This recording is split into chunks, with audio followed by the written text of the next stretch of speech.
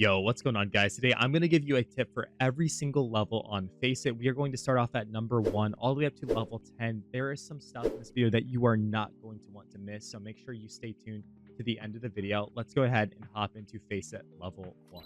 We're going to talk about some economy tips down here. So the first thing you need to realize is that I need you to get Kevlar and helmet as much as you possibly can.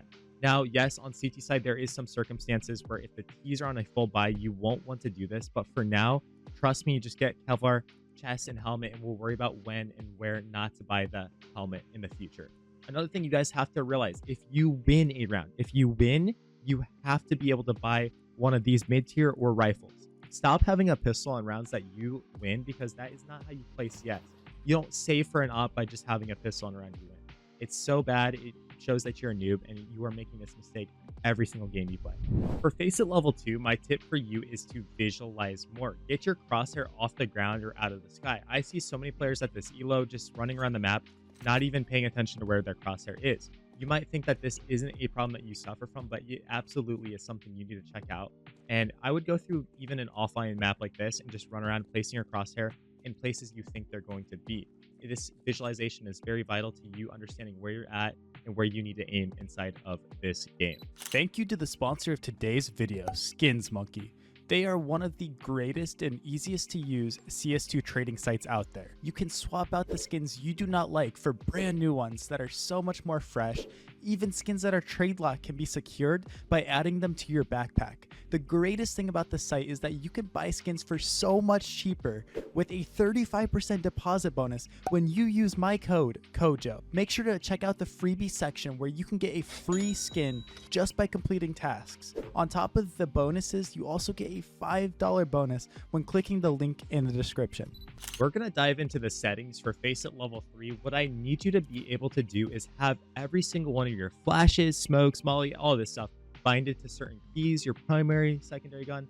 I don't care where you put this on. If you are scrolling through your nades, if you're cycling through your stuff, it is going to be very bad. You're going to hold yourself back. You might as well bind these things right now, because this is something that doesn't take skill.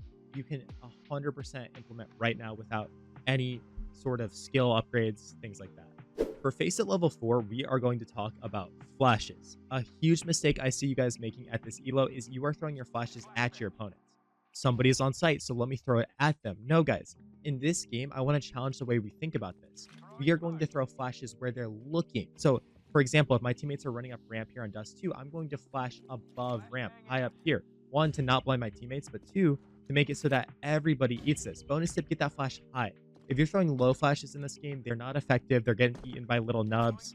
It's just not effective at all.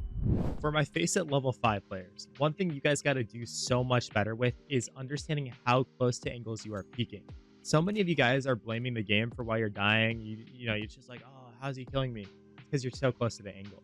You got to realize that in this game, if you are further back, you are going to give yourself a slight advantage versus being on the wall. This is because when you're super close, they're going to see your arm, they're going to see the side of your body, and you're not going to see anything. So understanding around the map where you have the advantage with this and where your opponent has the advantage is crucial to understanding what angles are good and bad. Say for this example, this is why this angle is so powerful for the CTs, because in order to peek you, they have to peek so much closer to this wall. Same thing with long doors here. If you can get posted on this angle, it's good, versus if they're posted on you, it sucks because of the distance. For Faceit level 6 players, you have to save so much more. You are starting to get to the elo where you're pushing a little bit higher. You're better than half of the Faceit ranks. Understand that there is a way to look at this game through a statistical lens. I might be in a 4v5 retake, but if the T's rush B and they keep re-smoking doors, falling window, they have so much util we can assume through our game sense, then it might just be time to call it wraps and play the percentages to win next round. These guns are so valuable in the next round. It makes me so sad seeing people not look at the game through this lens. A bonus tip for you guys is B-site Dust 2 is the most unretakeable site in the entire game. So that's a little fact for you. My Faceit level 7s. The biggest tip I have for you is let's start thinking outside the box. We're going to do this through boost plays. Very simple boost plays. You have a buddy that you're cute with, send him this video. Say, hey, dude, when we take long, can you boost me on blue so I can hold it from up here? And boom, now all of a sudden you can hold long on Dust 2 from a very surprising off angle. Same thing here in CT spawn. If they keep going mid to B, your solution is, hey, boost me up here so that I can see over the smoke that they throw, and I can shut down their little push, their little rush, right? Boom, easy frags now. think creative, think boost, and you will succeed inside of this game.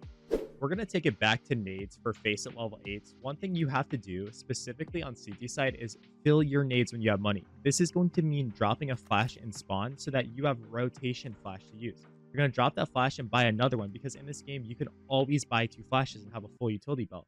Volley, smoke, flash, and nade still. We do our business on A, they're rushing B. We come out here and scoop that flash up, come over here and yeet it over site to help our teammates.